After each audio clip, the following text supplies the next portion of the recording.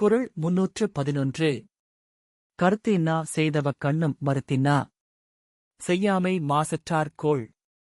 பொருள்: கோபத்துடன் நமக்கு துன்பம் செய்தவர்களிடமும் கூட திருப்பித் துன்பம் செய்யாமல் இருப்பதே குற்றமற்ற உயர்ந்த மனிதர்களின் கொள்கை. இந்த குறள் சொல்லும் வாழ்க்கை உண்மை. பழிவாங்குதல் உயர்ந்த பண்பு அல்ல. மன்னிக்கும் மனம் மிக உயர்ந்த மனிதநேயம். தீமைக்கு தீமை செய்வது துன்பத்தை அதிகரிக்கும். வள்ளுவர் கூறும் மிக முக்கியமான உண்மை: துன்பத்திற்கு பதில் துன்பம் கொடுக்காதே. மன்னிப்பு மன அமைதியை தரும். அமைதியாக இருப்பவன் உண்மையில் வலிமையானவன்.